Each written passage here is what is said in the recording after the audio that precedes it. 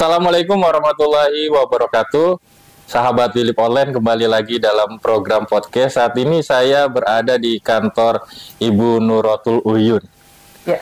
Wakil Ketua satu atau dua? Dua. Wakil Ketua 2 DPRD Kota Cilegon.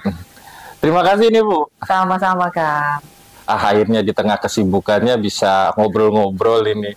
Ya. Karena ya kita sama-sama sibuk juga ya. Kadang saya ada waktu luang, ibunya yang nggak ada waktu luang, atau sebaliknya kayak gitu ya Bun ya. Bun, gimana nih kabar, sehat? Alhamdulillah sehat. Sehat. Baik aja, mudahan semuanya juga sehat dan baik. Di tengah kesibukan masih tetap bisa menjaga kesehatan, Harus. stamina. Ada tipsnya nggak sih Bun? Yang pertama bahagia. Oh bahagia. Wah berarti menjadi anggota dewan ini bahagia nih. Kan harus bahagia dulu. Bahagia Karena dulu. kalau bahagia kita pasti nanti menjiwai apa yang kita kerjain. Apa yang kita kerjakan tuh pasti nanti semuanya lahir dari hati. Nah itu. Karena udah menjiwai nih profesi. Ya udah lama juga ya, ini udah Periode kedua. periode kedua dan nanti insya Allah periode ketiga. Amin. Didoain sama Kang Pram. Ya, karena saya mengenal ibu kan udah lama banget pada saat itu ada lomba mancing. Iya betul. Iya kan? Iya, lomba mancing. Sama Pak Zulkifli Mansyah yang sekarang menjadi gubernur NTB. NTB. Wih keren banget. Ternyata dulu di awal udah ketemu sama orang-orang keren ya saya. Alhamdulillah. Masih inget loh awal pertemuan ya. Ya, Waktu itu di Citangkil. di kolam pemancingan. Kolam pemancingan itu seru banget pokoknya. Ya, perdana ketemu beliau saya. Nah, Bunda kan sering ketemu langsung masyarakat, terus kemudian kemarin ada reses. Apa sih yang warga sampaikan, Bun, pada saat reses? Jadi memang kalau kita turun ke masyarakat, reses itu pasti usulannya itu yang pertama terkait dengan pekerjaan. Masyarakat pengen dapat tenaga kerja. Ya, mereka pengen bekerja lebih mudah, aksesnya bisa lebih gampang.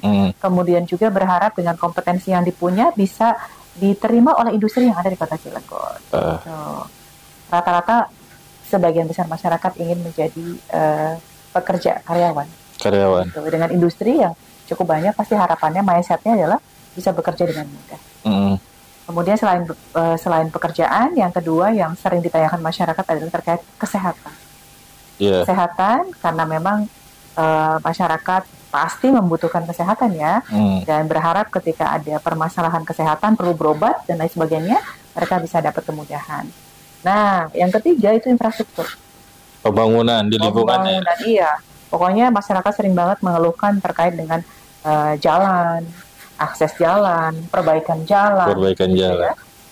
Ataupun misalkan penataan lingkungan yang memang menurut masyarakat itu juga perlu dihadirkan. Terus juga masalah pendidikan. Berharap banyak masyarakat juga bisa terakomodir melalui program beasiswa yang ada di Pemkot. Nah, semua yang disebutkan bukannya sudah ada di program pemerintah ya, Bu? Betul. Kayak ketenaga kerjaan katanya turun menjadi posisi keempat seprovinsi Banten. Ya, TPT-nya ya, tingkat pengangguran terbukanya. Iya. Nah itu kan. Terus ada beasiswa full sarjana. Berobat dengan KTP. Ya. Makanya dengan pertanyaan-pertanyaan yang disampaikan masyarakat itu kita jelasin. Kalau misalkan untuk yang pekerjaan, tentu kalau misalkan bagi masyarakat yang belum punya keahlian, maka kita dorong untuk bisa punya keahlian. Snaker itu harus membuat program-program yang memang pelatihannya sesuai dengan kebutuhan industri. Karena itu jadi masukan buat kita juga menyampaikan ke Snaker. Berarti kan akses untuk mendapatkan pelatihan juga lebih gampang. Harusnya ke masyarakat gitu. Nah ini yang informasi yang perlu dimasifkan ke masyarakat. Ya. Makanya ketika reses itu masih ada usulan seperti itu, berarti kan ada informasi-informasi yang perlu kita buka secara masif kepada masyarakat. Supaya ketika masyarakat butuh, kita apalagi Dewan ketika reses menjadi fasilitator, menjadi perantara untuk bisa menyambungkan informasi itu, apa yang menjadi kebutuhan masyarakat kepada pemerintah Kota Cilegon. Wah, lebih jadi penyambung. Fasilitator. Iya, begitu. Kesehatan. Dengan KTP loh sekarang, Bu. Kesehatan kita edukasi juga ke masyarakat, kita sampaikan tetap harus daftar dulu BPJS-nya. Harus mendapatkan jaminan kesehatan nasional dulu. Fasilitasnya diberikan kepada masyarakat, baru bisa berobat pakai KTP.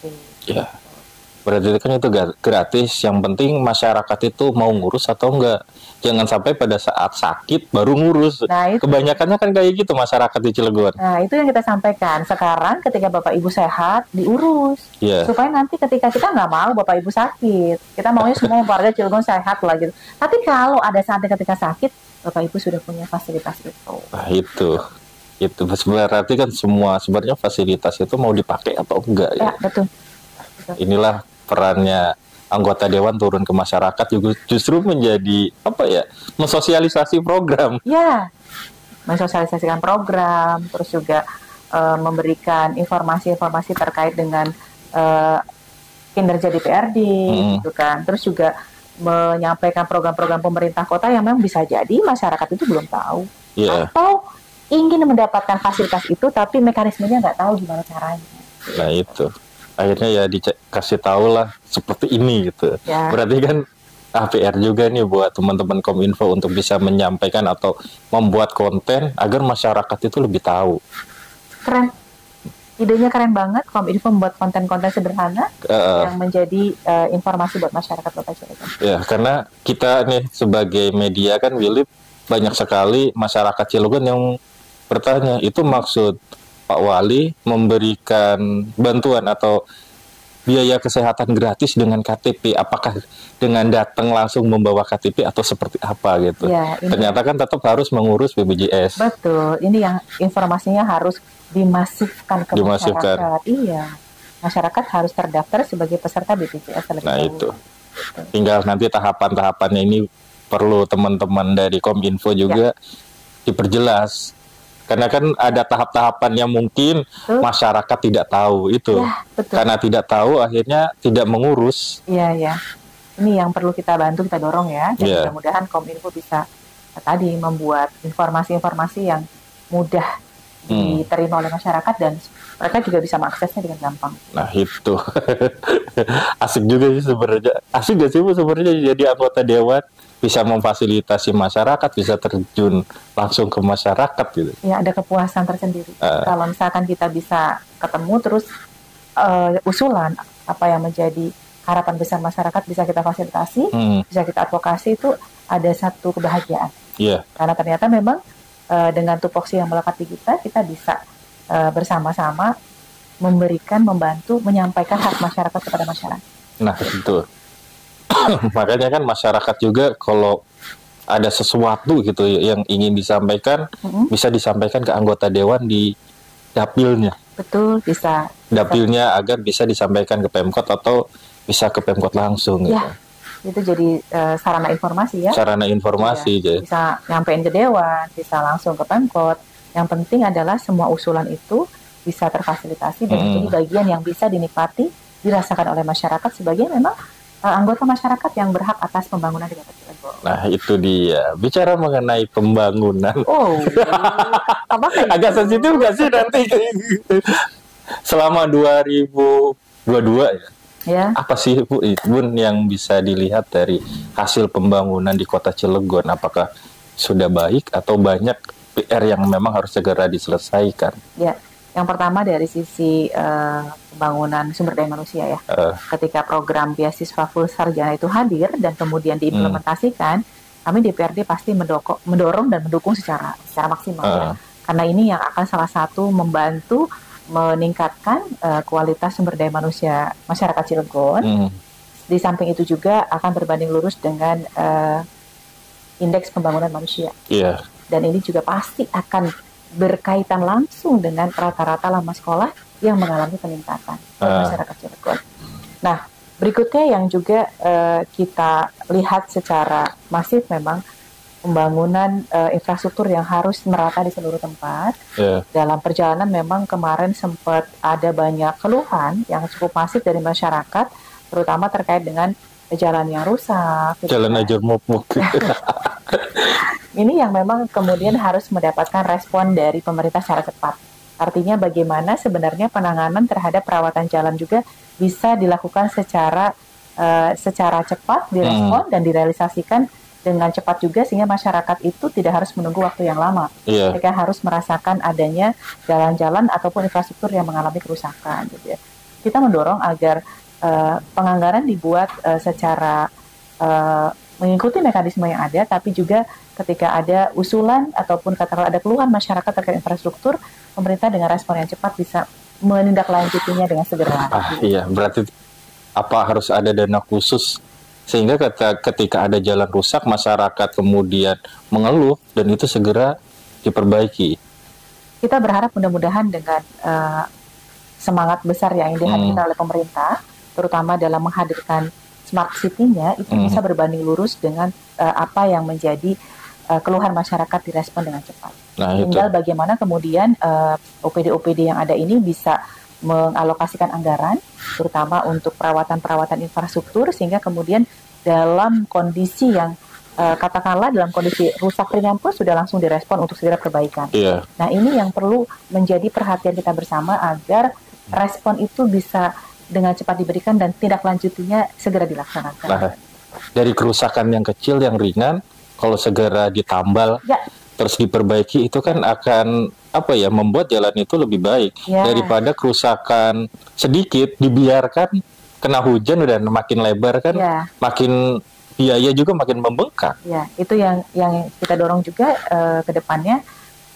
Kalaupun ada butuh perawatan dan perbaikan, maka respon segera itu harus dilakukan. Berarti butuh respon yang sangat cepat. Ya, ada tim yang memang harus segera menindaklanjutinya terhadap usulan-usulan perbaikan itu. Jangan sampai masyarakat udah rame, di medsos sudah rame, ini kapan dibangunnya? Ya ternyata di akhir tahun, semua diborong. Nah, ini kan juga yang perlu dilakukan duduk bersama dengan DPRD, sehingga kita bisa tahu, bisa kemudian mengkonfirmasi kepada OPD-nya terkait dengan permasalahan-permasalahan teknis yang dihadapi oleh dinas terkait sehubungan dengan tindak lanjut yang akan dilakukan dalam rangka perbaikan infrastruktur. Kalau ini berjalan, tentu saja mudah-mudahan harapannya adalah keluhan masyarakat bisa terakomodir dengan cepat, keluhannya ditindaklanjuti, kemudian juga dari sisi kendala-kendala OPD juga bisa terurai satu persatu. Jadi lebih cepat ya, setiap ada masalah langsung segera diatasi. Itu kan ciri kota modern. Salah satu idenya ya harus cepat merespon. Apa sih yang dibutuhkan masyarakat? Ya, mudah-mudahan ini menjadi semangat pemerintah kota untuk terus memperbaiki, meningkatkan pada semua OPD-OPD yang ada untuk bisa melakukan respon cepat terhadap apa yang menjadi usulan ataupun katakanlah keluhan-keluhan masyarakat yang memang merupakan bagian dari masyarakat Kota Cilegon. Benar. Apalagi kan peran legislatif harus menjadi kontrol bagi eksekutif. Salah satu fungsi yang melekat di DPRD adalah fungsi controlling, fungsi pengawasan. Nggak capek-capek, Bu. Mengingatkan OPD, mengingatkan Pak Wali. Nggak boleh capek. Nggak boleh capek. Karena kita itu bagian dari pemerintahan daerah, unsur penyelenggara pemerintahan daerah. Iya, berarti harus sama-sama nih, gotong royong bersama. Bersamaan, bersinergi, berkolaborasi. Nah, itu kolaborasi itu yang paling penting. Jadi ketika pembangunan itu mandek atau tidak jalan, nih peran legislatifnya gitu harus memberikan kontrol, menasehati istilahnya. Fungsi controlling itu untuk melihat sejauh mana realisasi pelaksanaannya. Kalau memang ada kendala kan bisa disampaikan kendala-kendalanya seperti apa, dan kita berharap dari kendala itu bisa kita uraikan bersama-sama. Nah itu, jadi bisa nih semuanya bisa diselesaikan sebenarnya. Insya Allah bisa. Karena kan maaf ini Bun, di media sosial banyak yang mempertanyakan fungsi dewan mana nih kontrolnya ke eksekutif. Karena apa? Banyak orang yang mengeluh, salah satunya jalan rusak kemarin itu, beberapa pembangunan yang kemudian tidak jalan. Itu kan kayaknya perlu dijawab juga dari dewan gitu. Kita sering mengundang eksekutif dalam hal ini dinas terkait, mengundang untuk rapat bersama dengan DPRD. Apalagi kalau misalkan ada masyarakat yang mengirimkan surat kepada DPRD, minta difasilitasi, mohon dibantu untuk difasilitasi melakukan rapat bersama dengan pemerintah daerah dalam hal ini dinas terkait. Kita lakukan, dan itu cukup sering dan sangat intens. Banyak banget kayaknya hearing ya, hampir saban hari. Setiap hari hampir selalu ada hearing bersama masyarakat. Ya, itu merupakan bagian dari tugas kita tadi untuk menjadi lembaga yang menjalankan fungsi controlling tadi. Kita berharap masyarakat punya keluhan, DPRD bisa memfasilitasi mengajak OPD untuk bisa berbicara langsung dengan masyarakat, dan apa yang menjadi usulan masyarakat segera bisa dipenuhi. Kalau ada kendala dan keterbatasan disampaikan, dan kemudian dicarikan mana solusi yang terbaik yang bisa kemudian dilakukan, sehingga apa yang diusulan masyarakat juga bisa terrealisasi. Iya, karena saya ngelihat kira ini agenda hearing, karena kan informasi dari teman-teman wartawan selalu ada gitu. Semua permasalahan dari ketenaga kerjaan, pembangunan banyak banget. Kesehatan juga ada. Pendidikan gitu kan. Waktu itu cukup banyak juga. Dan itu terus kita fasilitasi karena memang tugas DPRD menjadi lembaga yang menerima masyarakat untuk menyampaikan aspirasinya. Jadi jangan takut nih masyarakat kalau ada ganjalan atau ada masalah di lingkungannya, bisa mengadu ke Dewan. Bisa berkomunikasi biar nanti mendapatkan fasilitas untuk bisa menanyakan langsung kepada OPD terkait ya. Bisa berkomunikasi langsung sama OPD-nya, difasilitasi oleh DPRD, sehingga tadi apa yang menjadi usulan, keinginan, harapan besar masyarakat kepada pemerintah itu bisa tersampaikan. Bener. Jadi enak tuh, nggak ada banyak orang yang hanya bisa mengeluh tapi tidak bisa menyampaikan apa sih keluhannya gitu. Salah satu cara yang paling benar mengeluh itu jangan di medsos saja. Punya wakil rakyat di Dewan tuh sampaikan ya Bun ya. Sampaikan supaya kita bisa memfasilitasi, bisa kemudian menjadi mediator dalam rangka untuk bisa menjembatani apa yang menjadi aspirasi masyarakat kepada pemerintah. Satu lagi nih Bun. Saya ngelihat di medsos juga Bunda ini terjun langsung ke masyarakat. Cara membangun komunikasinya Bun. Sebenarnya masyarakat tuh simple ya. Simple banget kalau kita hadir dengan masyarakat, ngobrol langsung dengan masyarakat, dan ternyata masyarakat tuh bisa melihat, ternyata memang dengan gestur yang memang natural itu terjadi, masyarakat bisa mendapatkan sebuah kedekatan emosional. Nah itu. Ini yang harus kita bangun gitu, karena kalau ada masyarakat yang nggak mau ketemu di kantor, maka tugas kita untuk mendatangi. Gitu. Tidak harus menunggu reses. Ketika masyarakat ingin ketemu kita, kemudian lebih nyaman bertemu di luar kantor, ya kita juga harus mendatangi. Apa sih sebenarnya menjadi aspirasi masyarakat supaya bisa lebih santai ngobrolnya, usulan mereka juga bisa kita dengarkan, dan yang pasti ya harus diperjuangkan. Nah itu, jangan sampai masyarakat udah menyampaikan aspirasinya, anggota Dewan diem aja, kan akan ada sesuatu ya di masyarakat. udah ngomong nih, udah ngajuin kok nggak ada realisasi, kan pasti ada pertanyaan seperti itu ya Bun. Kalau memang ada program yang belum bisa direalisasi, terkendala aturan, harus kita sampaikan lagi, datangin lagi. Yang ini belum bisa direalisasi saat ini, tapi insya Allah ini akan direalisasi tahun berikutnya. Karena misalkan terkait dengan aturan atau tahapan yang harus dipenuhi, kita harus menyampaikan kepada masyarakat. Karena kalau nggak disampaikan, masyarakat nggak tahu.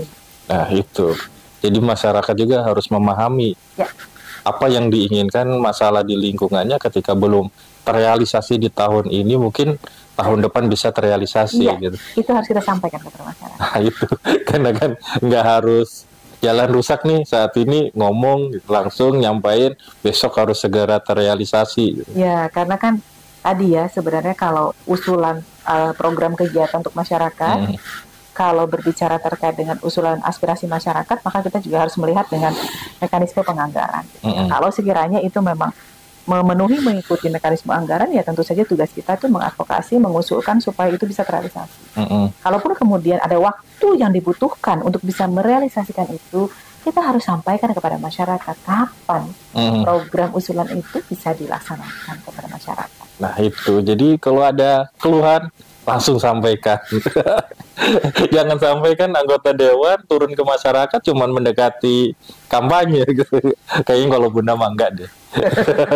Karena kan aktif banget di mana-mana, selalu ada gitu. Mudah-mudahan. Nah inilah yang seharusnya peran anggota Dewan, turun langsung ke masyarakat, menyerap semua aspirasi masyarakat sehingga bisa nanti diperjuangkan dan bisa dikomunikasikan langsung ke eksekutif sebagai pelaksana ya Bun ya. Wah mantap. Sahabat Tilip Online, ini menarik banget nih. Terakhir deh Bun, banyak masyarakat yang menanyakan mempertanyakan nih, Silpa, mengingat tahun lalu kan cukup besar, apakah di tahun ini juga ada kemungkinan sama besar atau lebih besar atau lebih kecil ya? Melihat perkembangan yang ada ya, perkembangan dari target-target capaian program kegiatan yang sudah bisa direalisasikan, kami optimis angkanya lebih kecil dari yang tahun kemarin. Kemudian yang tidak kalah penting adalah kan beberapa hari ini kan setiap UPD betul-betul sedang bekerja maksimal menuntaskan semua kegiatannya dengan harapan 31 Desember nanti semua sudah selesai dan sudah bisa menjadi laporan capaian kinerja di setiap OPD yang ada di Pemkot Cilegon. Dan kami terus terang saja sangat mendorong, sangat menginginkan agar semua program itu bisa berjalan.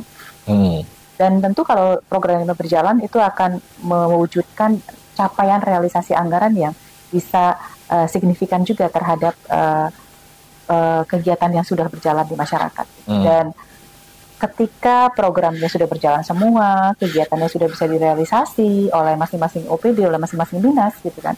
Kemudian masih ada silpa, maka harapan kami adalah silpa terkait dengan efisiensi terhadap kegiatan yang sudah berjalan. Sehingga kalau misalkan masih ada kegiatan yang belum berjalan, maka itu menjadi kegiatan-kegiatan yang memang butuh tindak lanjut karena memang ada mekanisme yang harus ditempuh oleh Pemkot Cilegon.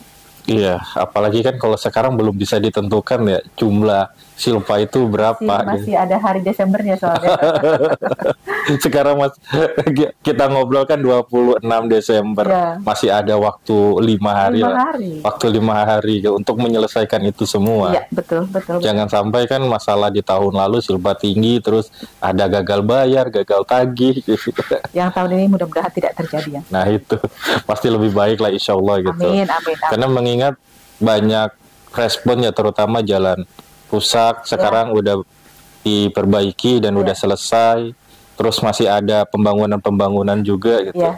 Nah ini kan mudah-mudahan semua pembangunan itu bisa selesai. Amin ya rabbal alamin. Seru nih Bun sebenarnya obrolan, cuma ya karena waktu juga nih. Terakhir Bun, statement closing yang bisa disampaikan untuk sahabat Philip Online. Sahabat Philip Online, senang sekali saya bisa hadir di tengah-tengah teman-teman semuanya, di tengah-tengah sahabat semua. Berbicara Pemkot Cilegon pasti bicara terkait dengan pemerintahan yang ada pada saat ini dan pemerintahan yang menyelenggarakan pembangunan pada saat ini. Kami di DPRD sangat mendorong, sangat mendukung, sangat memberikan penguatan yang maksimal terhadap upaya-upaya pemerintah daerah Kota Cilegon untuk bisa melakukan pembangunan secara masif, terstruktur dan berencana, yang kemudian semua itu akan berbanding lurus dengan pengalokasian anggaran yang akan memberikan sebuah peningkatan pada kehidupan masyarakat Kota Cilegon dalam semua aspek. Dan tentu saja pembangunan untuk meningkatkan kehidupan masyarakat tidak bisa dilakukan dalam jangka waktu yang pendek. Capaian tidak bisa diukur hanya untuk 1 tahun, tapi untuk tahun kedua dan seterusnya. Dibutuhkan sebuah konsistensi yang besar, komitmen yang tinggi untuk betul-betul bisa menghadirkan pembangunan yang dapat dirasakan oleh seluruh masyarakat Kota Cilegon dan apa yang menjadi hajat hidup masyarakat banyak orang bagi masyarakat Kota Cilegon juga bisa terfasilitasi melalui APBD Kota Cilegon. Mantep ini. Baik Bun, terima kasih waktunya. Alhamdulillah bisa ngobrol-ngobrol nih. Semoga dari obrolan kita ada informasi yang bermanfaat untuk sahabat Philip Online. Amin. Sekali lagi masih tetap beraktivitas nih, masih ada rapat lagi ya Bun. Masih ada rapat. Masih ada lagi. Baik, sukses selalu, sehat selalu. Amin. Salam buat keluarga. Insya Allah disampaikan. Baik sahabat Philip Online, terima kasih sudah menyimak obrolan kami. Sampai jumpa pada program podcast selanjutnya. Saya Mang Pram pamit undur diri. Assalamualaikum warahmatullahi wabarakatuh. Waalaikumsalam warahmatullahi wabarakatuh.